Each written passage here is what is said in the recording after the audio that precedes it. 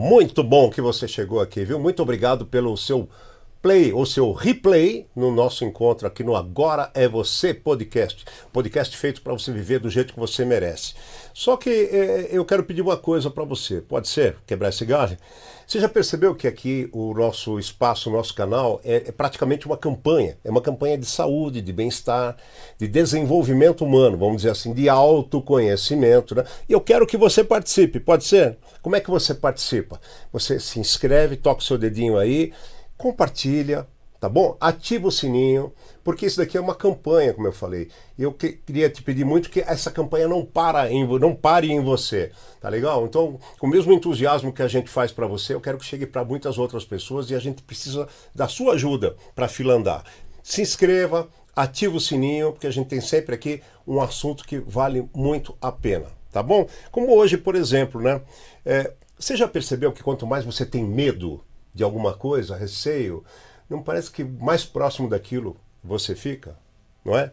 Então é sobre isso que a gente vai falar hoje, tá bom? Sobre essa, de onde vem esse medo que você tem?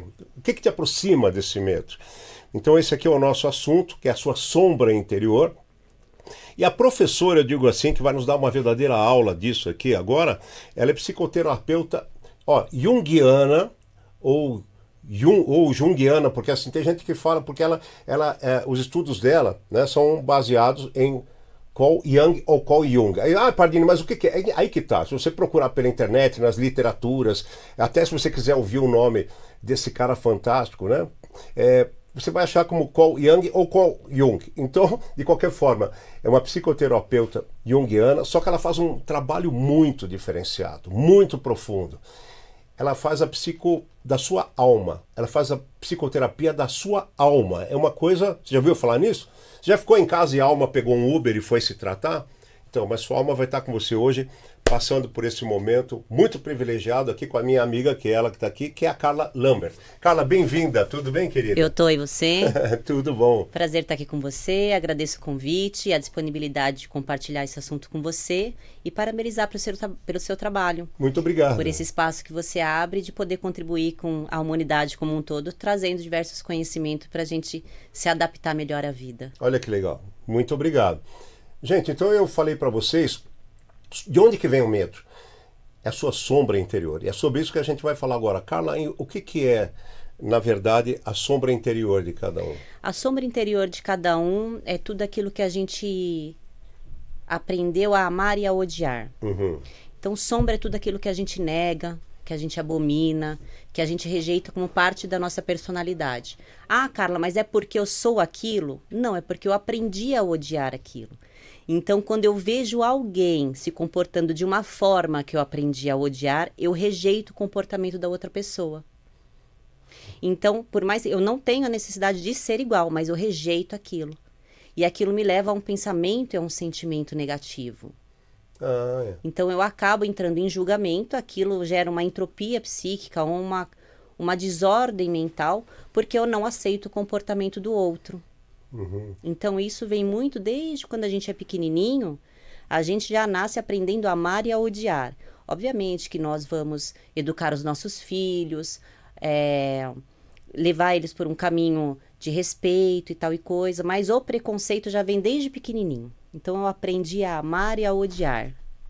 Então o preconceito, o julgamento, então tudo isso entra no aspecto sombra, que é tudo aquilo que eu nego e abomino como parte da minha personalidade. Então, mas é a sombra que a gente diz assim, que faz você rejeitar um comportamento, uma opinião, qualquer coisa no seu exterior, ela também, ela não é uma coisa consciente, né? Não, é inconsciente. É inconsciente. É inconsciente. É como se fosse um reflexo mental condicionado. Você não tem o controle daquilo. Não, porque tem a parte da moralidade. Então, desde pequenininho, eu aprendi o que é moral. Uhum. Mas a moralidade, ela é saudável até que ponto? Sim. Então, a gente aprende a construir um senso crítico construtivo quando algo não está daquilo que eu idealizo do que seja. Entendi. Então, a gente vai aprendendo a se comunicar consigo mesmo antes de comunicar com o outro. Tá. Porque o Jung vai comentar que o meu relacionamento com o outro, antes de me relacionar com o outro, eu estou me relacionando comigo mesmo, com as minhas crenças, com aquilo que eu idealizo, então daquilo que eu desejo, então a idealização da vida ou a idealização das pessoas. E é isso que leva a gente para o campo da frustração. Tá. Mas isso quer dizer também que, por exemplo, se eu não concordar com uma opinião sua, com o modo de falar, com o modo de você verbalizar alguma coisa, quer dizer, não necessariamente você está errada. Não.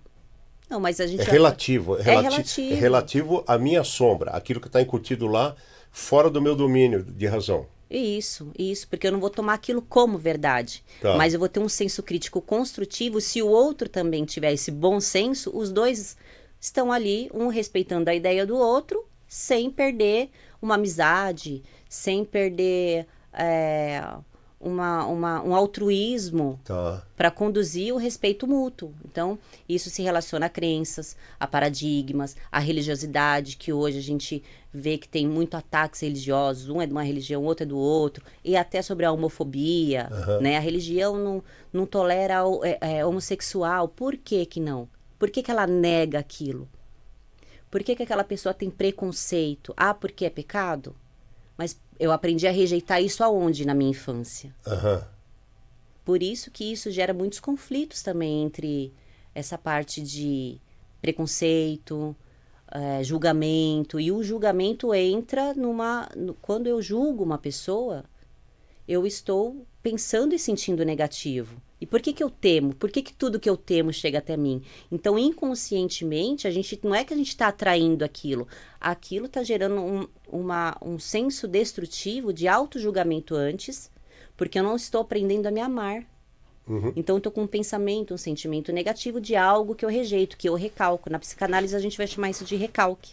Tá. E a sombra é aquilo que eu nego. Então, o recalque e a sombra, elas estão ali bem combinando entre a psicanálise, é aquilo que eu recalco, e na psicoterapia ou na psicologia analítica, a gente traz isso como sombra. Então, a gente vai vendo este comportamento interno. Tá. Por que eu julgo? Por que eu não gosto? Então, a gente vai começar a se amar antes. Né? Então, eu costumo até usar algumas parábolas, né, de Jesus que fala assim, amar o próximo como a ti mesmo. Mas como é que eu vou amar o próximo? E às vezes a gente não consegue amar o próximo, e essa crença de amar o próximo, eu não amo o próximo, será que eu estou errado? Não, primeiro eu tenho que aprender a me amar. E eu só vou conseguir amar o próximo se eu começar a me questionar por que eu não gosto de determinada pessoa. Então, aquilo já abaixa você para um nível mais tranquilo, seu coração já começa a bater, você já começa a ter um pensamento mais positivo, mas não porque eu vou pensar positivo, porque eu estou aprendendo a me amar. Porque é pensamento, sentimento e emoção. Então, isso está construindo uma chance do neocórtex funcionar. Tá. Então, já não é mais a mente condicionada. Então, todo julgamento, ele praticamente é relativo e subjetivo, porque Sim. Uma pessoa julga a outra, ela está julgando segundo as suas crenças limitantes, ou segundo a sua educação, ou segundo os seus conceitos. Exato. Quer dizer, a verdade absoluta, então, via de regra, não existe. Não existe. Pelo menos no julgamento, não. Não. Só para Deus, né? Só. É muito interessante isso daí. E a chamada sombra integrada, Carla, o que é? A sombra integrada é quando a gente se permite habitar naquilo que eu nego. Então, na verdade, eu não vou iluminar a sombra. É luz e sombra, né? Tá. Então, quando a gente integra a sombra, quando a gente se torna consciente daquilo que eu nego, daquilo que eu rejeito, eu trago aquilo para a luz da consciência, eu habito nela. Então, eu não a julgo, porque eu aprendi a julgar aquilo. Tá. Então, eu tenho um conflito com aquilo que eu nego. Então, quando eu integro a sombra, é quando eu habito nela sem o pensamento. Entendi. Eu observo meus pensamentos, eu vigio meus pensamentos e tenho um senso crítico construtivo a respeito daquilo que foi me ensinado. Eu não gosto de tal pessoa porque tal pessoa é assim. Eu não gosto de fulano porque eu aprendi que não é assim que funciona. Peraí. Até que ponto a gente tem certeza que fulano de tal é daquele jeito? Porque a gente aprende a se relacionar com as pessoas todas daquilo que eu conheço através de quem me falou. Tá. Muitas vezes é assim, né? Sim, geralmente, né? Geralmente é assim. Tem gente que nunca conheceu Então, uma determinada pessoa e não quer conhecer, porque há não quer conhecer B porque C comentou o quê? Exato. Né? E por mais que a pessoa tenha feito alguma coisa, a gente acredita na mudança dela? Então a gente limita. Então, se a gente não acredita na mudança dela, eu não acredito na minha própria mudança. Então, toda vez que a gente limita uma pessoa, a gente se limita. Porque automaticamente, quando eu não acredito na outra pessoa, eu também não acredito em mim. Entendi. Agora, ó, atenção você aí de casa, um clique para você. Uma pergunta que você deve ter se feito quando ela falou que você tem que aprender a se amar primeiro. É possível uma pessoa saber se ela se ama de fato ou não? E se ela concluir que não, como é que ela faz para... O que é o conceito de se amar de fato? O que a pessoa faz? A gente tem que perceber o quanto que eu me julgo. Tá. Aquilo que eu aprendi a ouvir desde pequenininha, o quantas vezes eu pego meu falando, ai, como eu sou burra, ai, eu errei. Se eu tivesse feito faculdade antes, se eu tivesse me formado, se eu tivesse ouvido os meus pais, né? Se eu tivesse tentado. Então, a gente está sempre no passado. Então, a gente está sempre frustrado porque se eu tivesse feito isso, se eu tivesse feito aquilo. Então, a gente faz uma autoanálise para ver quais são os pensamentos ou o que eu penso a respeito de mim.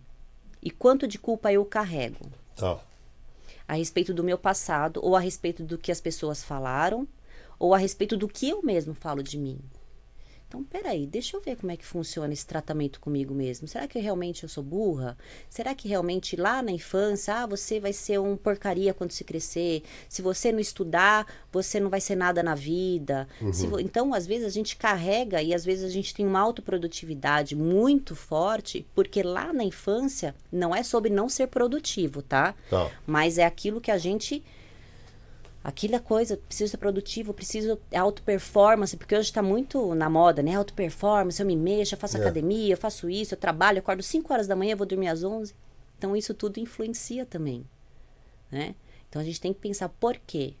Deixa eu ver aqui, deixa eu me analisar, o que eu falo sobre mim durante o dia. Muito bom. Agora, quando você falou assim, a gente falou sobre julgamento. Você julga as pessoas conforme padrões teus, né? Agora, quando você julga uma pessoa, quando algo te incomoda numa pessoa, isso está associado ao fato da gente dizer que, por exemplo, a sombra desta pessoa pode estar na outra que ela tá julgando. Tipo assim, existe essa possibilidade? Você está falando da sombra, dos seus valores inconscientes. Certo. Mas você não está aceitando a maneira da pessoa ser. Ela está se expressando segundo os valores dela. Pode acontecer isso? Ou o julgamento está associado a isso? Pode acontecer de eu ter como sombra o comportamento de alguém, entende? Ou a sombra ela é só nossa mesmo? É só o fato é só o que a gente faz, a gente conceituar e analisar o nosso exterior. Em última instância, a sombra é só nossa, mas é impossível a gente...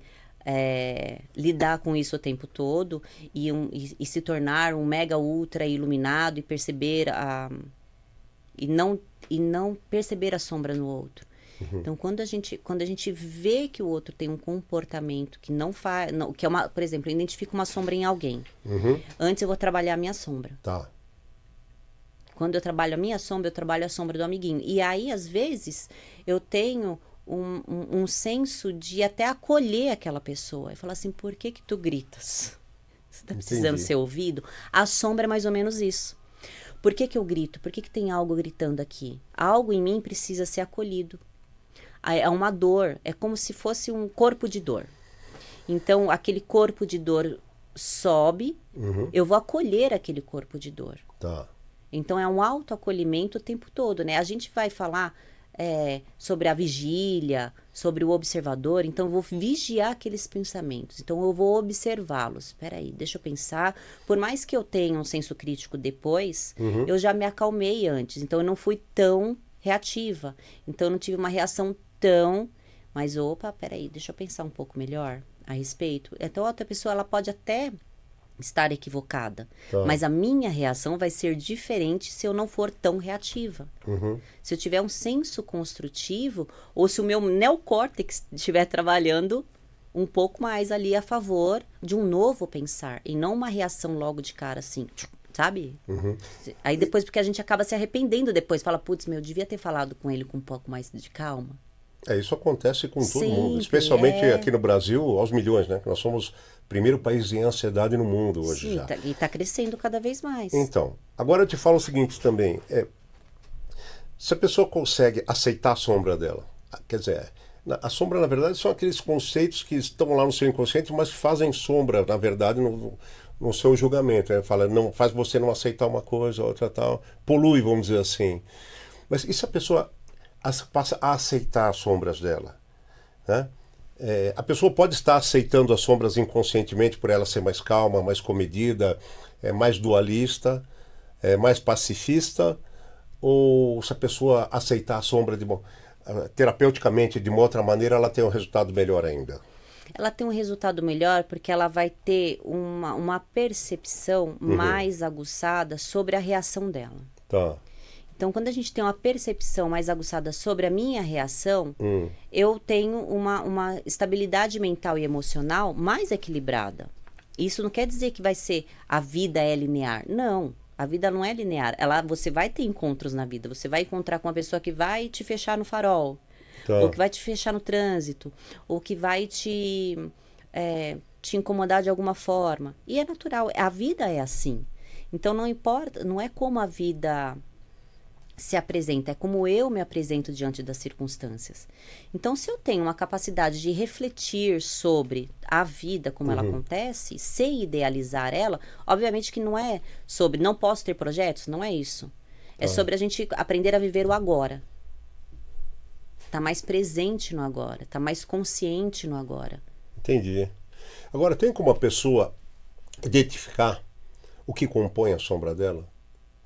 Assim, olha, eu tenho que tomar cuidado. Por exemplo, você julgou uma pessoa, tá errado, ou agiu de uma maneira, falando, pô, depois você fala, não, peraí, eu tenho que voltar a conversar porque eu me exaltei, fui ríspido, né? Eu tenho alguma maneira de... A pessoa está sentada, assim, está lendo um livro, de repente ela está retirada, está meditando. Não está em contato com ninguém, com nada no mundo que irrite. Tem como a pessoa descobrir, chegar naquelas coisas, identificar o que é a sombra dela? Que pelo que você está falando, a sombra é o conjunto desses conceitos, né? Quer dizer, a sombra é um conjunto de pequenas sombras, vamos dizer. Tem como a pessoa identificar isso? Eu tenho que me livrar deste conceito que foi incutido em mim, que foi embutido em mim, o que eu assumi do mundo. Tem? Olha, o mais interessante que eu vou falar aqui agora é que tem uma crença que pega muito forte, que é a crença em dois poderes. Tá. A crença no bem e no mal. Todos os outros acontecimentos mundiais como um todo são aspectos dessa sombra maior. Eu costumo falar que é a sombra mor, que é a crença em dois poderes, que tem uma força externa que opera sobre mim. Que tem sobre inveja, sobre o olho gordo. A pessoa tem inveja de mim, inveja pega. Isso já é eu tô temendo aquilo. Porque desde criancinha eu ouvi que inveja é perigoso. Tá. Fulano de tal tem. Então, não existe uma força externa. É tudo interno. Porque o pensamento, você vai dando poder àquele seu pensamento, porque você ouviu falar, quando você era criancinha, que inveja pega e que os outros são invejosos. Então, você já aprendeu a julgar e já aprendeu a ter um pensamento negativo. Tá. Então, você já aprendeu a ter um medo também. Então, você nasce uma folha em branco. Então, desde pequenininho, tem um contexto emocional dos pais. Então, desde pequenininha, a gente já vai ouvindo diversas coisas. Inveja, olho gordo, fulano é gordo, fulano é magro, fulano é alto, fulano é gay, fulano é isso. Então, você já vai ouvindo desde pequenininha, mas fulano, eu não gosto de fulano, mas então eu tenho que odiar aquilo. Então, a gente aprende a amar e a odiar.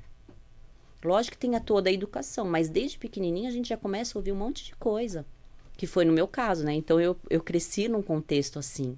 Então, desde pequenininha eu já comecei com muitos medos. Medo de espírito, medo de inveja, medo de encosto, medo disso, muito medo, muito medo.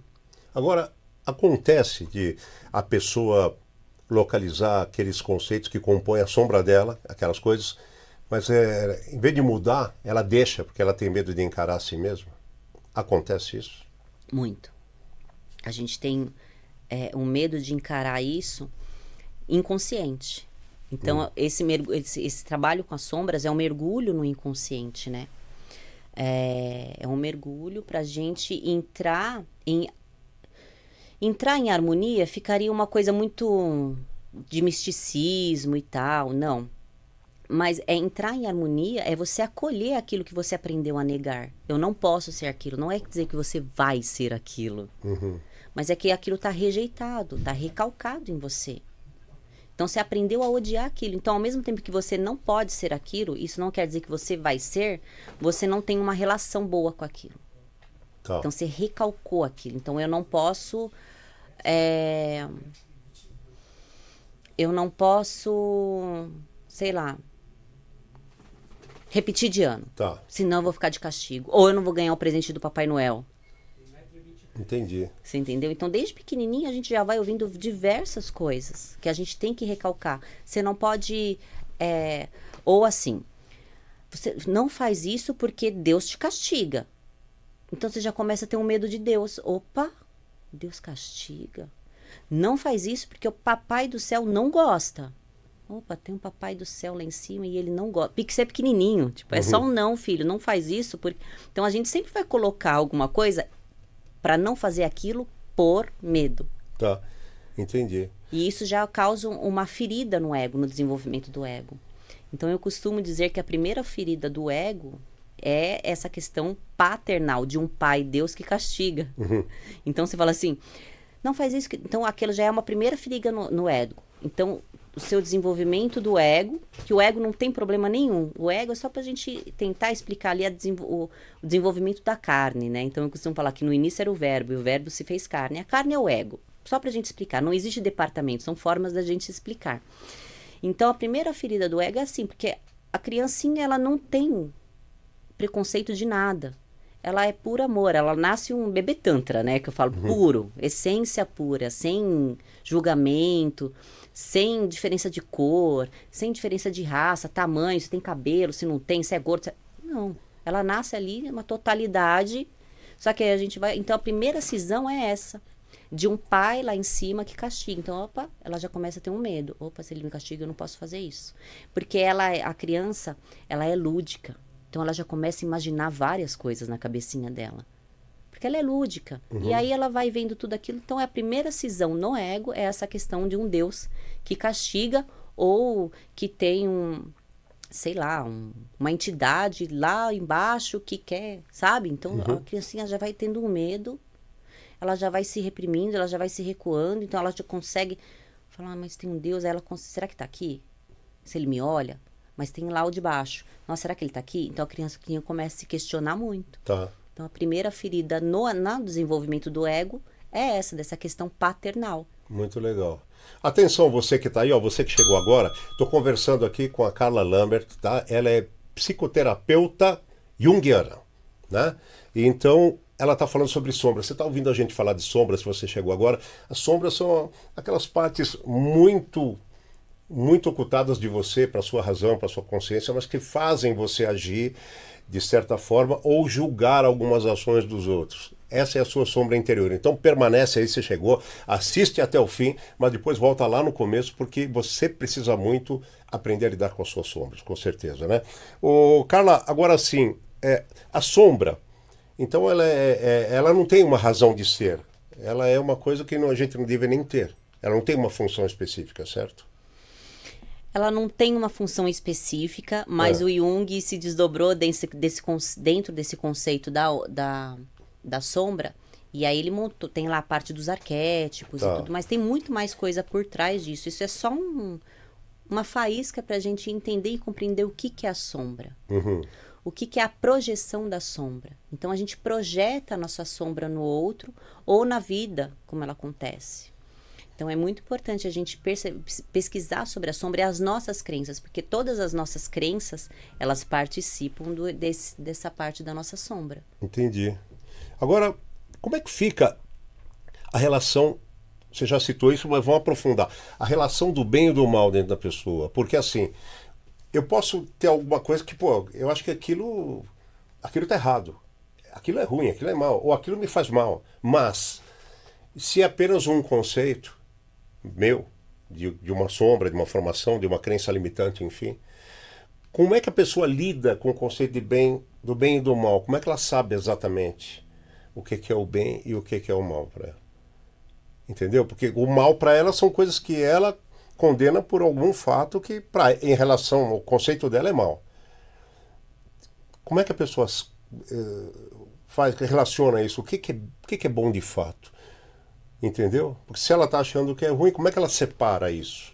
Como é que ela entende só como conceito? Tem como uma pessoa fazer isso? Então, na verdade, a gente não separa. Uhum. A gente percebe que há um movimento interno daquilo que a gente aprendeu a amar. Então, às vezes, o que é bom para mim não é bom para você.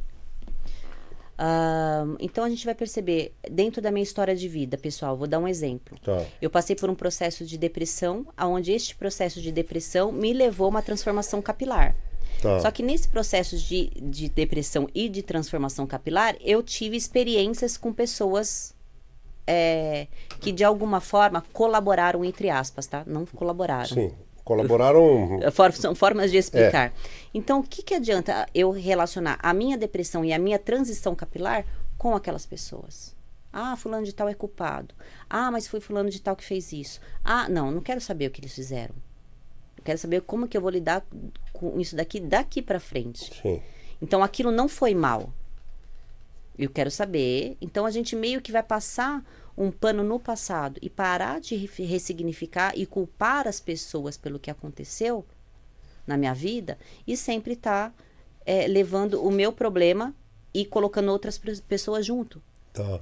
Então, é mais ou menos assim, um conceito de bem e mal, né?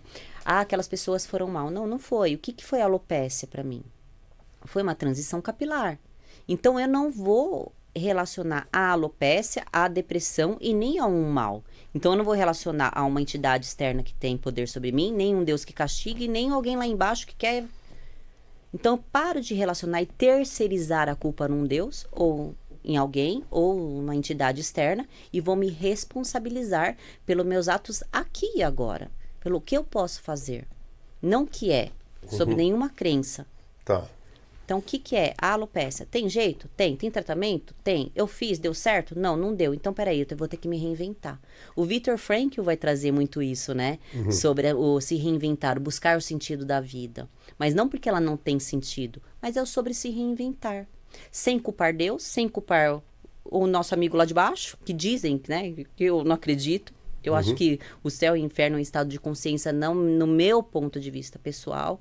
Eu acho que tudo depende do nosso estado psíquico, estado de consciência, né? Da ampliação da consciência. Sim. Para a gente perceber que a vida ela é inteira pedagógica. Tem um livro que, aliás, eu estava vendo aqui, hoje acho que ele hoje não está exposto aqui, mas eu gosto muito, já citei várias vezes, que vai de encontro ao que você colocou, que é do Ricardo Ventura. Eu espero que você morra. Aí parece uma coisa agressiva, não. Que é esse conceito. Que a gente tem que ter coragem de renascer todos os dias, né? De se reinventar, de se reaceitar, de ressignificar e de ressignificar ao nosso redor, né? Não tem que ter nenhum preconceito com isso. Ah, é porque eu fui incompetente naquilo. Não, é uma transição normal. Agora eu vou pedir para você um segundinho para agradecer uma pessoa sem a qual eu não poderia estar com você aqui. Quero agradecer um dos apoiadores, agradecer a equipe da Animus. A Animus, gente, é uma telemedicina 24 horas que eu disponho do serviço, eu posso recomendar com todo critério e carinho. É um serviço de telemedicina que muitas vezes você está aí na sua casa, tá frio.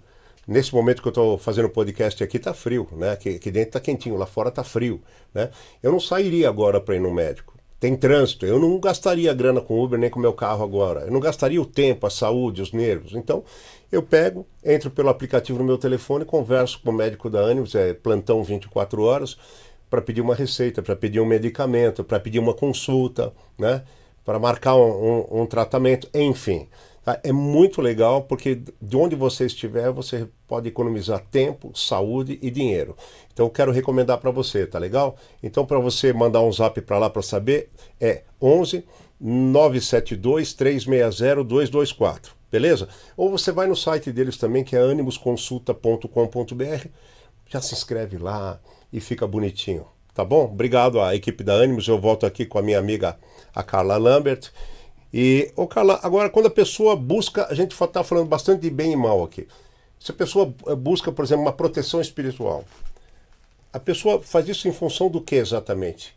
Dessa sombra que ela tem, do mal, que é o mal para ela? Ela busca isso em função de um medo, de uma proteção, ou de uma falta, ou de uma cura. Tem problema? Não, não tem. Mas o porquê que eu tenho medo, por que eu tenho a falta, por que eu acredito naquilo que ou vai me faltar, ou que eu tenho que me proteger da inveja, ou que eu tenho que... Então a gente sempre está buscando proteção para algum bem. Então quando eu estou buscando um bem ou uma situação de fartura, eu estou polarizando aquela energia de falta. Eu estou polarizando aquela energia de medo. Mas como fundamento da verdade, não, é porque apenas eu acredito. Então eu potencializo aquilo psiquicamente. Então no mundo da psique aquilo acontece.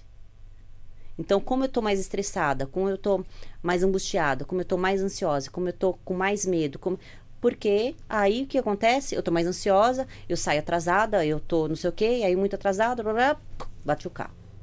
Eu falo, caramba, tá vendo? Preciso acender uma vela lá, não sei o quê. Não tô falando que tem problema nisso, mas tô falando como é que isso acarreta? A ansiedade, o desespero, a pressa. Às vezes eu acordo atrasada. Caramba, tá, beleza, eu acordei atrasada. Então, peraí, deixa eu respirar. Eu vou tomar banho, não tomar banho com calma, não sei o quê. Peraí, calma aí, beleza, eu acordei atrasado, então vou trabalhar, vou pegar trânsito, não vou xingar no trânsito, mas é difícil a gente ter isso é paulatino em doses homeopáticas, eu digo, porque a gente vai fazendo isso em pequenos hábitos diários, não lavar numa louça, levar um cachorro para passear, ter uma qualidade de vida com seus filhos ali mais...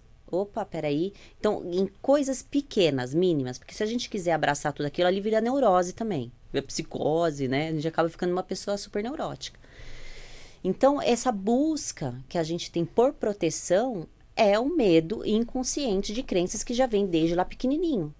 Se a gente nasce, vamos lá, renasci hoje, sem crença nenhuma. Quem eu sou? Quem sou eu? Você na sua essência mais pura. Na sua essência mais pura. Sim. Por isso que a gente tem que limpar, não é limpar o inconsciente, mas é observar, fazer este mergulho e estudar as crenças ali. Falar, peraí, mas ao mesmo tempo que eu acredito nisso, eu acredito nisso. Então, inconscientemente, a gente está acreditando num monte de coisa e exercendo uma função psíquica inconsciente ali, porque o inconsciente é quem cria, né? Sim. É o inconsciente quem cria. Porque o inconsciente é uma polaridade manifestadora. Só que a gente está agindo totalmente inconscientemente em várias coisas. Então, às vezes, a gente fala assim, você tem consciência do que você está fazendo? Peraí, o que é consciência? Entendi. Muito legal isso. Agora, a pessoa... Olha, presta atenção aqui. Eu ia fazer uma pergunta, mas eu vou fazer outra por você que está assistindo. Porque a Carla já abordou isso, mas eu vou reforçar de uma maneira mais clara ainda agora. Quando você está com medo de alguma coisa, você não tem a impressão que quanto mais medo você tem, mais próximo você está daquilo? Tipo assim, você está andando e de repente você fala, putz, se eu viro a esquina e o cara está ali, né? Mas você está andando, né? Você não vai sair correndo para trás sem saber de nada. Então, Carla, por que acontece isso? Você já falou de certa forma aqui, eu queria que você repetisse. Que a pessoa sente medo de alguma coisa e parece que quanto mais medo ela sente, mais ela se aproxima do perigo, do que é perigo para ela. É, porque parece que ela intuiu alguma coisa, né? Então ela teve um pensamento ali. O coração já bateu, ela já ficou desesperada. Não é que as coisas não vão acontecer. Tá. Não é que a gente vai fugir e ter uma vida bela, plena, próspera, cheia de anjos, gatos, papagaios, a floresta, na sua mais linda e perfeita natureza. Não. Tá. É como eu vou lidar com as coisas. Então, tudo que eu temo chega até mim. Então, eu vou dar um exemplo da minha transição capilar, né? Tá. Vou dar um exemplo pessoal. Então, eu tinha medo de ficar feia. Então, aquilo foi gerando eu não queria sair de casa. Eu não tinha... Porque eu tinha medo de ficar feia, medo de perder o cabelo, medo do que as pessoas iam pensar, como elas iam me olhar, como elas iam me julgar. Falei assim, bom, eu vou ter que lidar com os julgamentos. Porque a pessoa, ela não sabe. Então, ela vai achar que pode ser por causa de um tratamento de quimioterapia. Ou ela pode ser que eu, sei lá, porque até já me perguntaram, você é mãe de santo? Então, eu tive que Eu tive que lidar com as pessoas. Pode achar até que você faz desfile, que você é top model. Então, é aquela coisa. Eu vou me relacionar com o outro. Antes de me relacionar com o outro, eu estou me relacionando comigo. Então, hoje as pessoas perguntam, pouquíssimas pessoas perguntam, e muitas pessoas acham que já é do meu estilo. Então, eu fiz ser meu estilo. Mas uma hora ou outra as pessoas perguntam. E eu respondo na maior naturalidade. Então, eu tive que fazer este mergulho, fazer essa aceitação para essa experiência da vida e ser livre, independente do que as pessoas vão pensar.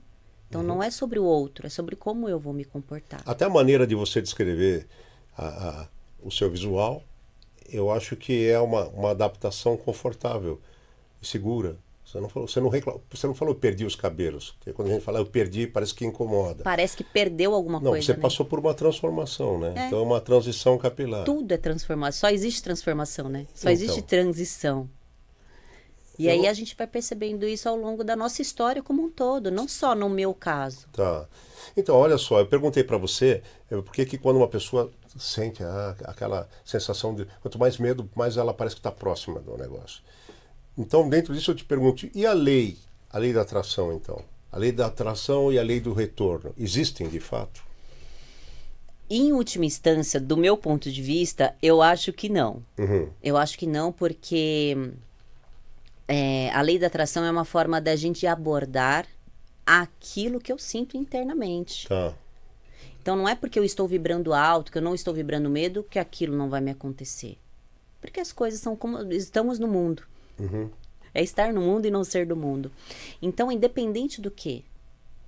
Então, a lei da atração, ela vai vir como uma forma da gente explicar aquilo que eu penso e que eu sinto. De justificar uma coisa que aconteceu, por exemplo?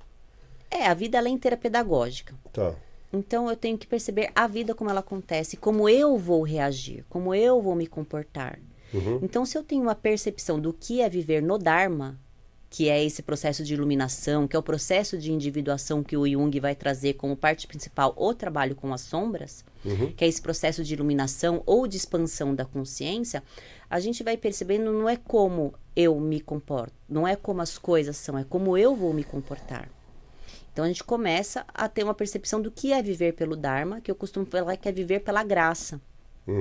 E viver pela graça não é num contexto religioso, mas é aprender a dar graça em tudo. Então, dou graça aqui agora de estar com você, dou graça aqui agora se pegar um trânsito de 2 horas, tem como eu sair daquele trânsito? Não, vou pôr uma aula, vou pôr uma música, vou parar, tomar um café em algum lugar.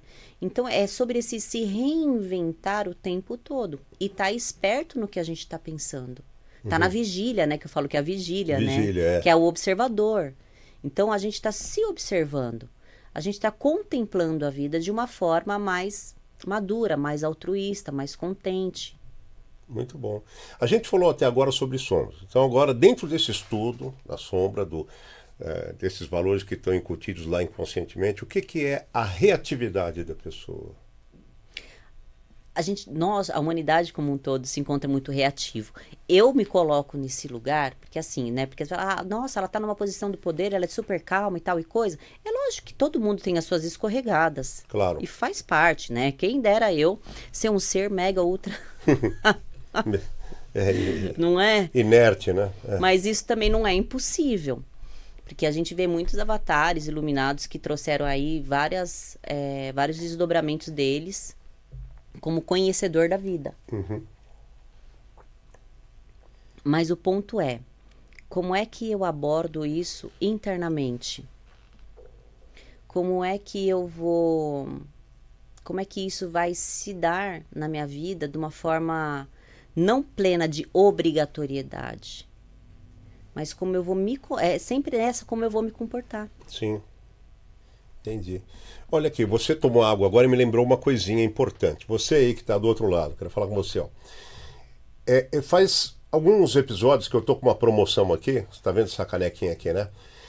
Todo mês eu vou sortear uma dessa aqui para você receber na sua casa, verdade. Entre os espectadores que mais participam. Então, vai dando a sua opinião sobre esse episódio, vai falando, vai curtindo, compartilhando, recomendando para você concorrer. No final do programa eu vou te lembrar de novo. Bom, e a reatividade emocional, o que é? É a reação dessa mente condicionada, né? Vamos falar um pouco sobre a mente condicionada. A reatividade, ela vem desse padrão comportamental de reação que é do cérebro reptiliano. Tá. Então, o nosso ego, que não tem problema nenhum, vou ressaltar aqui para a gente não entrar em conflito com o doutor ego, né? Que é só uma forma da gente explicar. Claro. É o cérebro reptiliano da mente condicionada. Então, ele está repetindo padrões de comportamento porque essas memórias, elas já estão lá. Então, essa memória já liga uma outra memória. Então, não tem novas sinapses. Porque eu não paro, penso, tenho um senso construtivo de falar, opa, peraí. Pelo menos para pensar, mesmo que você esteja certo, dá uma tranquilizada, pensa, para não se tornar tão reativo. Que nem eu falei, né? Nas pequenas ações diárias. Numa louça, nisso, naquilo, no caos. Então, assim, doses homeopáticas. Para a gente perceber esse padrão reativo, menos reativo. A reação é uma reação negativa. Eu falo assim, que a gente tem um costume de reagir negativamente. É uma mente negativa. E ela é negativa na vida como um todo. Não só quando você realmente, de fato, tem razão numa reunião. Não é sobre isso. Ah, não posso julgar, então peraí. Não é sobre isso. É sobre a gente perceber as reações como um todo. Totalmente estressado. No trânsito. Se tem carro com ar-condicionado, reclama porque está no trânsito em carro com ar-condicionado. Se aí, a gente vai percebendo como a gente é reativa.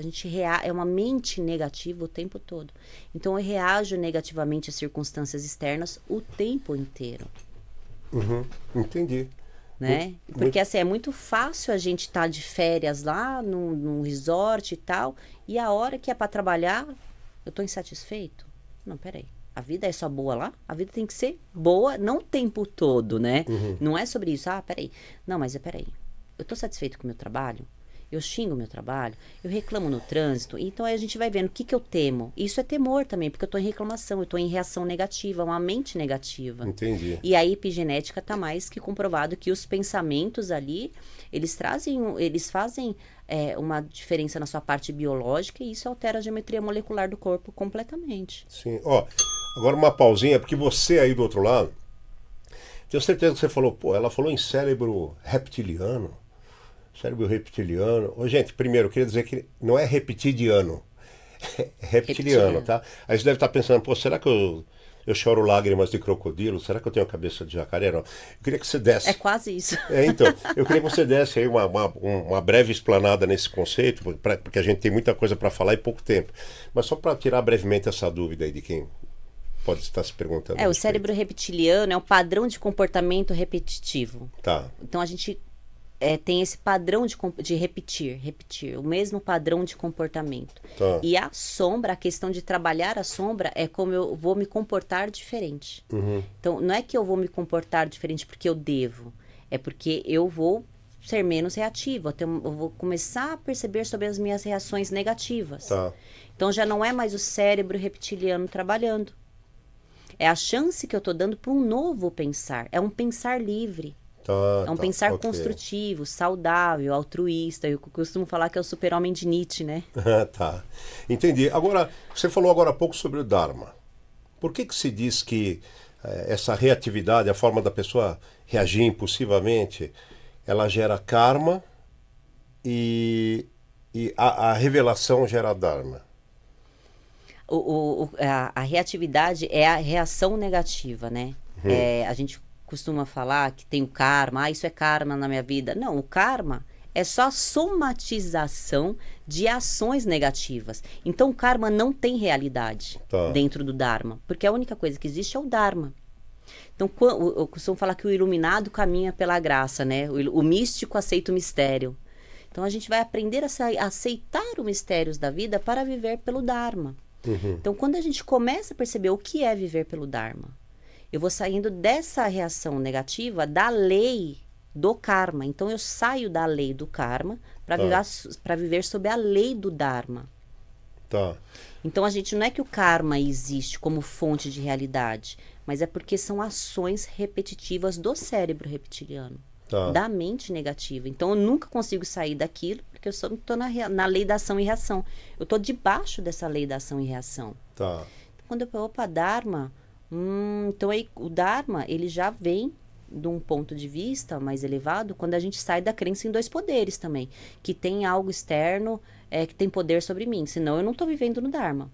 Tá bom. Agora, assim, dentro dessa escola, vamos chamar assim, do seu estudo, se diz que a gente atrai o que a gente vibra, não o que a gente pensa, certo? Certo. Ok. Mas o pensamento, por outro lado, não é uma forma de vibração. O pensamento é uma forma de vibração. Então, mas como que a gente atrai o que a gente vibra, mas não atrai o que a gente pensa? O pensamento também, entendeu? Acho legal esse conceito. Porque não é o pensamento, é o sentimento. Mas qual é o padrão do pensamento como um todo? Eu só penso positivo a hora que é do meu agrado.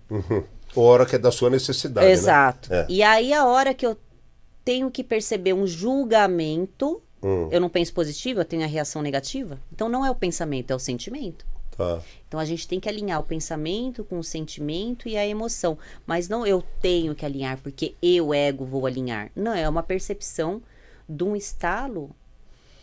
Para a gente chegar num não pensar, a gente tem que condicionar a mente para o incondicionado. Então a gente tem que aprender a reinterpretar a realidade humana. Reinterpretar as coisas, não interpretar. Porque eu costumo falar que tem a neuroassociação, neurotransmissão e a interferência que isso causa na nossa vida. Aquilo que me foi transmitido, como eu associei e como que aquilo vai interferir na minha vida. Então, como eu associo as coisas, é o meu sentimento. Tá. E como eu vou reagir é o meu comportamento. É o Entendi. comportamento que eu coloquei para fora. Então, a gente vai percebendo que não é o pensamento quem cria, é o sentimento. Então, eu tenho que observar aquele sentimento, falar, peraí, o que eu estou sentindo? O que eu estou pensando junto com aquilo que eu estou sentindo?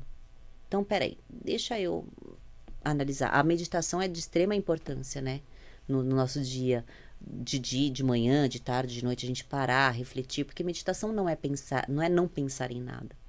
Meditação é contemplar a realidade do seu ser com aqueles pensamentos todos, até que com a paulatina em doses homeopáticas, se você consegue esvaziar a mente em algum momento de uma prática de meditação. Eu costumo falar que é o yoga mental, né? Então, deixa eu te perguntar uma coisa. E se a pessoa consegue, é muito difícil. Estou te perguntando porque é uma prática minha. E eu já conversei com o Léo Simão sobre isso, e outras pessoas estiveram aqui. A pessoa, eu ponho uma música e eu fico simplesmente, não é que eu fico ali curtindo, contemplando a música. Por exemplo, eu sou capaz de entrar na sala aqui, olhar e não pensar em nada. E eu posso fazer a mesma coisa de olho fechado durante sei lá quanto tempo. Eu não estou pensando, não estou conectado a nada.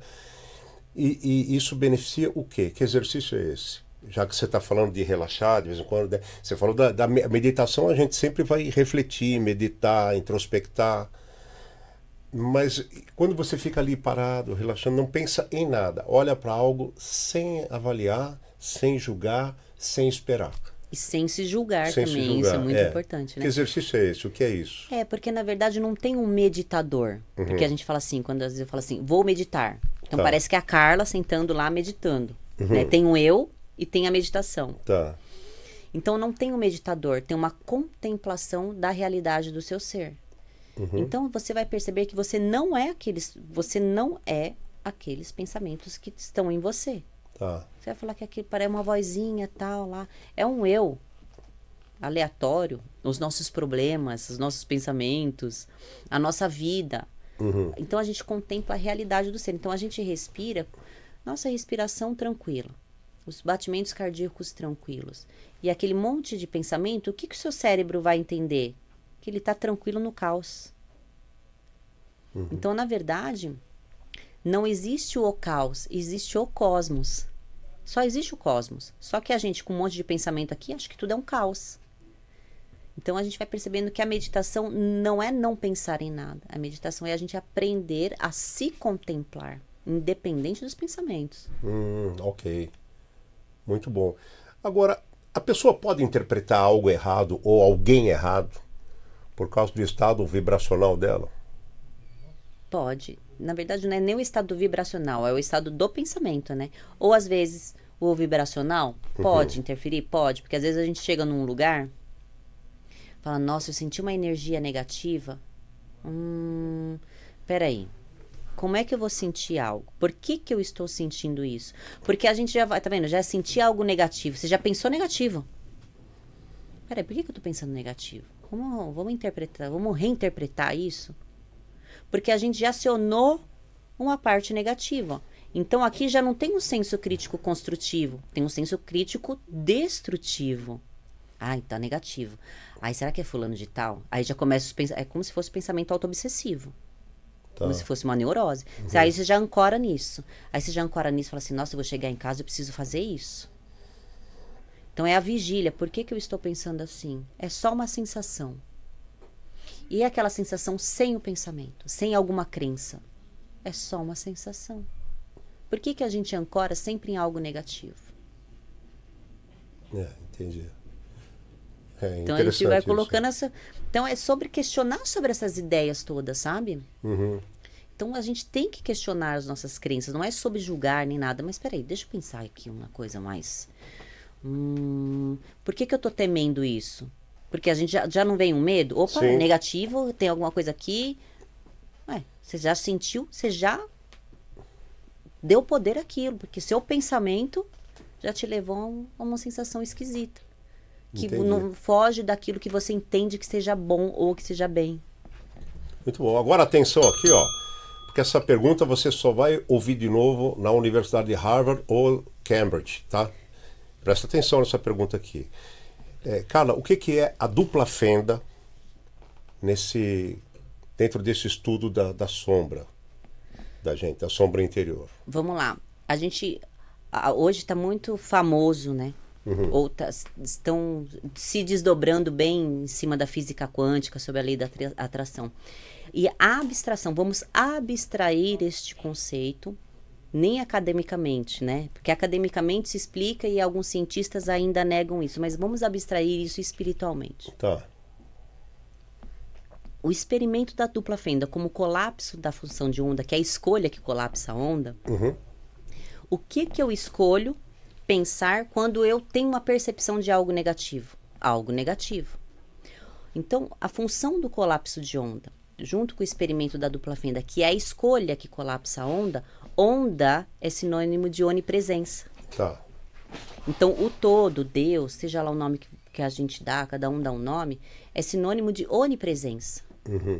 É uma energia onipresente, é uma manifestação infinita cósmica na sua mais bela e perfeita ordem e vários tipos de manifestação. Né? No início era o verbo, e o verbo se fez carne. Então, é onipresente. Então, quando é essa sacada a escolha que colapsa a onda é sinônimo de onipresença. Não é que eu vou colapsar um bem material. Não é que eu vou colapsar uma onda negativa. Eu vou testemunhar a realidade do meu ser, que já é onipresente, que já é manifestado. E aonde ele está? Ele está dentro de mim, ele está dentro de você.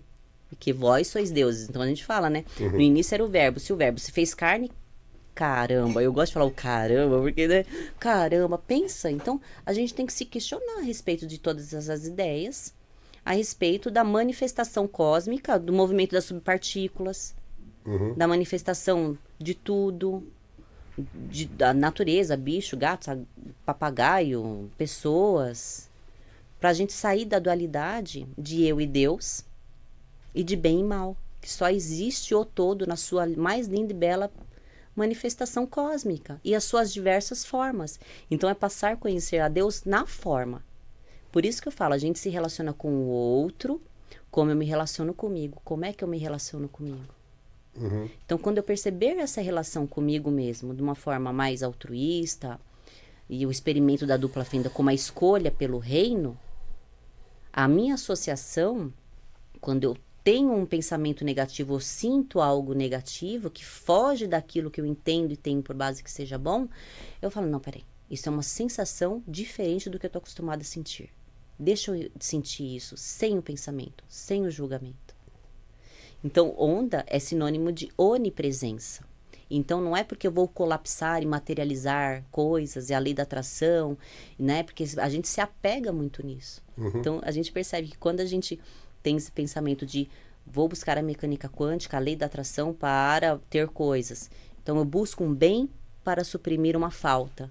Tá. Ou eu busco uma situação, ou para suprimir um mal, ou eu busco uma situação de fartura. Busca conforto, né? Caramba, de alguma maneira. Sempre para alguma coisa, sempre para tambar um buraco, sempre para me proteger de um mal. Então a gente está polarizando a outra energia não como fonte de verdade, mas como fonte de ilusão.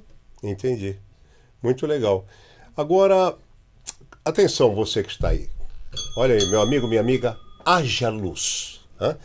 Bom, quem mandou fazer essa pergunta para você foi um músico, amigo meu, que é o Alexandre Araújo, porque ele falou que na casa dele ele quer que haja luz, porque é só gato lá. Tem gato da net, gato da luz, né?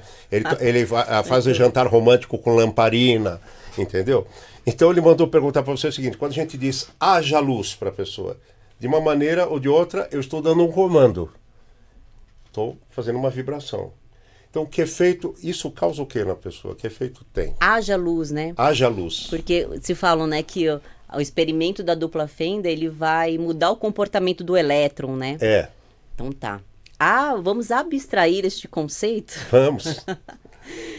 O elétron como carga negativa, ele não é negativa. Ele é um potencial de ajuste nessa abstração, tá? Ok. Quando a gente não reage negativamente. Então, o comportamento muda, a reação, né? A escolha muda o comportamento do elétron porque eu não reajo negativamente, eu não sou a mente negativa. Então, haja luz. Então, quando eu integro a sombra, ou quando eu não reajo negativamente, haja luz. Eu integrei a sombra. E qual vai ser o meu comportamento? Ou qual vai ser a minha reação? Vai ser uma reação positiva? Vai ser uma reação de luz? Vai ser uma contra... Então, é como se fosse uma manifestação da graça. Tá. Através de mim. Só que esse bem que eu faço, também é muito importante a gente não atribuir essas qualidades todas ao meu eu pessoal. Porque quando a gente atribui uma qualidade a nós, a gente atribui uma qualidade ao ego. E a gente tem que perceber que essa qualidade não é uma qualidade minha, mas é uma qualidade do todo, ou uma graça sendo manifestada. Então a gente não se acha bom, a gente não se julga como bom, o bonzão, né? Tá, olha como eu sou boa. Então a gente tem essa coisa de a gente atribuir as qualidades a nós mesmos, é que leva à frustração. Eu sou uma pessoa tão boa, por que eu me lasco? Eu tinha muito isso, né? Na minha transição capilar eu tinha muito isso. Então eu trabalhava com ONG, eu fazia doação, lar temporário, resgate. Então, eu estava na transição capilar. Então, ao mesmo tempo que eu ajudava, eu estava na transição capilar, numa depressão lascada, assim. Mas eu sou uma pessoa tão boa, tão boa, tão boa. Por que eu me lasco? Por que eu estou passando por isso? Por que não sei o quê? Por que acontece? Por quê? Eu atribuí a qualidade ao eu. Então, era eu que estava fazendo um bem. E Jesus até fala, né? Não me chame de bom. Bom é o Pai que opera em mim. E isso é válido para todo mundo. Então, é essa consciência que a gente tem que começar a pensar a respeito disso. Não sou eu que sou bom. Porque a gente não atribui aquela qualidade ao eu humano, ao eu pessoal, ao ego enfraquecido, à carne fraca, né? Então, é importante a gente ter uma percepção. O que é o ego forte? O que é o superego forte? O superego é a questão da moralidade. Mas se eu tenho uma moralidade destrutiva e eu atribuo as qualidades ao ego... Então, essas duas instâncias psíquicas que são formas de explicar o que é o desenvolvimento do ego, o que é o superego. O superego não tem problema nenhum, são só formas da gente explicar. Mas o superego, ele tem as morais dele. O que eu aprendi a amar, o que eu aprendi a odiar, a moralidade, o julgamento, sempre destrutivo. Com uma ausência de capacidade de refletir sobre as coisas e ter um bom senso crítico. Não é que a gente não pode julgar. Vamos conversar? Então, é uma conversa... vamos conversar? Tipo, sabe o seu amigo? Fala assim, peraí, por que você está nervoso?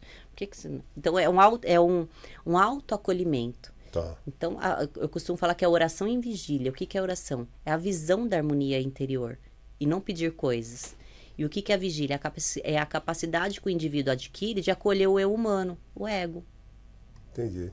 Agora, aí entra quando você fala assim, por exemplo, dessa questão que acaba a pessoa atribuindo muita qualidade a si, ou qualidade, e depois se coloca em contraste com o negócio, eu não merecia, não tinha que ser assim.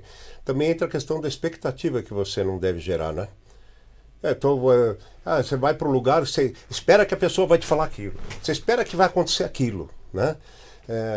Por exemplo, eu gosto muito de presentear, independente do presente, porque Eu acho que é um momento tão bom, que é uma troca de energia tão boa, e não importa se eu dou uma caneta toda, uma tampa, mas o que eu quero dizer é o seguinte, eu não presenteio esperando que a pessoa vá. Eu não espero uma reação, eu faço porque aquilo me faz bem. Entendeu? Por exemplo, eu ajudo algumas pessoas, não sei quem são, ajudo outras que eu sei quem são, mas eu não estou esperando o cara falar, Deus lhe pague, ou você foi um... Não, eu estou ajudando porque isso me faz bem.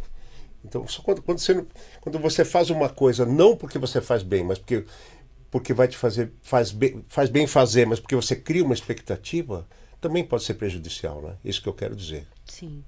Pode haver um choque de realidade, que não é exatamente uma realidade, é o que você espera pelos seus conceitos, que podem não acontecer. Aí você vai achar, porra, dei azar, meu. Tava achando que ia acontecer isso, não deu azar.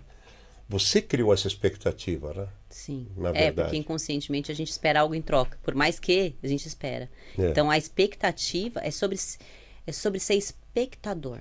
Uhum. O espectador, a gente se frustra por causa da expectativa. Tá. E a expectativa vem da idealização. Então eu idealizo uma ação de fulano de tal. Entendi. Eu idealizo uma ação de ciclano fulano. Agora, deixa eu te interromper, fazer o bem, já que você está falando disso, nós estamos falando do próximo, fazer o bem e fazer o mal, isso pode ser considerado, eu tenho meu conceito, mas não vou opinar, isso pode ser considerado poder? A pessoa tem o poder de fazer o bem, o cara tem o poder de estragar, tem o poder de fazer o mal. É certo considerar isso como poder? Porque conceitualmente eu não sei, mas estou falando assim, na ideia do consciente coletivo, né, as pessoas acham, o cara tem o poder de poluir o ambiente. O cara tem o poder de não sei o que lá. Então se diz popularmente assim. A pessoa tem mesmo, isso é mesmo um poder? Fazer bem ou fazer mal? Pode ser considerado um poder? Vai depender da expectativa. Uhum. Aí a gente volta lá, ó, como a gente derruba. Putz, ele tem poder? Eu tenho expectativa?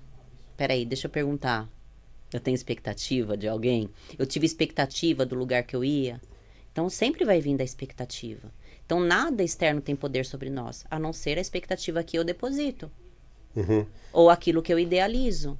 Tá. E como eu vou me comportar. Agora, olha aqui, ó, pergunta para você, não posso encerrar sem falar isso daqui, nós falamos o tempo todo aqui com a Carla Lambert, tá? Ela é psicoterapeuta junguiana e ela faz um trabalho, eu acho fascinante, porque você vai ao médico, você vai ao terapeuta, você vai buscar qualquer tipo de ajuda, não tem jeito de você ir sem levar sua alma, né? Talvez ela que leve você e você não sabe. Mas você está chegando lá esperando cuidar da mente, esperando cuidar do físico, esperando resultados. E a sua alma, quem é que cuida?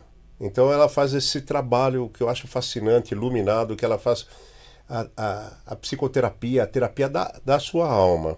Então eu vou mais uma vez perguntar para a Carla, nós estamos falando de sombras, se você chegou agora, eu não vou explicar. Você vai voltar, que eu quero que você assista, porque é para a sua vida.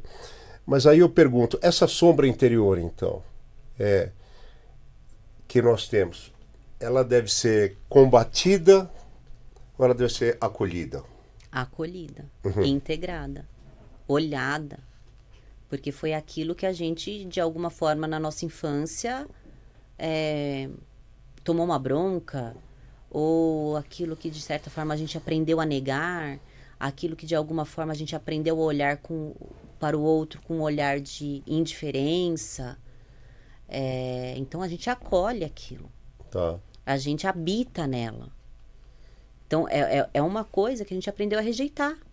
E aquilo está dentro de mim. Por que eu rejeito isso em mim? Uhum. Então, a gente habita nela, né? Então, eu costumo falar assim, aquele que descansará na sombra do onipotente, né? Uhum. Então, a gente está descansando nela, a gente está habitando nela. Então, a gente está iluminando ela. Tá. Então, a gente está iluminando a si mesmo. Habitar e iluminar é a mesma coisa. Integrar também. Mas isso tem que vir também da nossa renovação pela mente, né? Para não se amoldar ao padrão deste mundo. Então, eu gosto até de citar essas metáforas todas para a gente perceber. Não se amoldem ao padrão deste mundo, mas transformai-vos pela renovação da vossa mente. Então tem Bíblia que vai falar do espírito e tal. Mente e espírito é a mesma coisa. Mesma coisa. Então eu até gosto de falar, quando a gente percebe a si mesmo, a gente acolhe a sombra. A gente acolhe aquela dor. Então a gente não projeta aquela dor. Porque quando eu projeto uma dor, eu não estou olhando para ela e eu ainda estou machucando o outro. Por mais que o outro tenha as diferenças dele, a cor dele, a opção sexual dele, por que que a gente vai julgar? Eu sei que ele passou. Eu sei da história de vida dele. Eu sei por que que ele fez isso. É obviamente que muitas coisas não vão justificar. Óbvio que não. Mas eu não estou dentro da pessoa. Então, às vezes, a pessoa ela é tão estúpida, eu estou falando por experiência própria, grossa. Nossa, como eu já fui pavio curto. Mas alguém estava lá dentro de mim para saber o porquê que eu era pavio curto. O porquê que às vezes eu dei umas escorregadas. O porquê que às vezes aquilo me aconteceu. E as pessoas ainda do passado ainda têm o mesmo pensamento. Não me importa. Não vai me importar. Então, é isso que a gente tem que perceber. Deixa eu olhar para mim. Porque eu não sei, o mundo hoje está tão caótico. O mundo hoje está tão perdido, está tão dolorido, está todo mundo cheio de dor. Por que que eu também não tenho as minhas? Peraí, então vamos compreender, vamos perceber o que que é empatia. Então, às vezes, a gente começa a diagnosticar diversas pessoas, né? Eu vou até tocar no caso do menino lá que teve os impasses lá com a família, pai, mãe, filho, né? Já foi logo diagnosticado de cara como psicopata. Peraí. Qual que é o contexto da família? O que que aquela criança ouviu? Como é que foi? Eu não estou justificando. Sim. Mas deixa eu ouvir aquele menino. Por que que ele já... Logo de cara a gente já... Então tá fácil hoje a gente olhar na internet e... esse é psicopata. Aquele ali teve um surto... Aquela ali tomou o chá ayahuasca e já virou psicopata. Gente, a gente não sabe ao pé da letra a história. Qual é o contexto da família? Será que aquele menino apanhava demais? Então eu não sei. Então não adianta a gente logo de cara ir lá e já falar e diagnosticar como surto psicótico. Né? Caramba, que empatia é essa? Né? É a causa dos bebês reborn, tá? Tudo bem. Mas o que essas pessoas passaram na infância? Não, eu classifico... Se a psicanálise, se a psicologia tá aí, não quero saber o que está acontecendo. Eu quero saber qual que é o contexto, o que falta. Então, é a minha conclusão, eu não posso julgar, mas eu acho que é certo que todas essas pessoas trazem algum problema de infância. Sim, e aí a minha empatia, adianta eu diagnosticar, essa galera do bebê reborn tá assim. Não, tá assim por quê? Certo. Então, quer dizer, a sombra, ela deve ser acolhida. E combater a sombra é mantê-la, né? Sim. É rejeitar a possibilidade de tratá-la. Exatamente. Né? Eu não posso encerrar sem duas coisas aqui. Primeiro, agradecer meu amigo Itamar da Golden Prime, que é uma outra pessoa, graças a quem eu tive esse papo maravilhoso com você. Então você que está em casa, se for fazer uma reunião, se for fazer um jantar, um coquetelzinho e tal, quero recomendar os produtos da Golden Prime, que são torrados eletronicamente, sem toque manual, tá? Não tem gordura e são, por incrível que pareça, amendoim, mix, castanha do Pará, do caju, desidratados como tâmara, tudo extremamente saudável, porque não tem nem gordura. Em vez de você ganhar peso, você só ganha aplauso.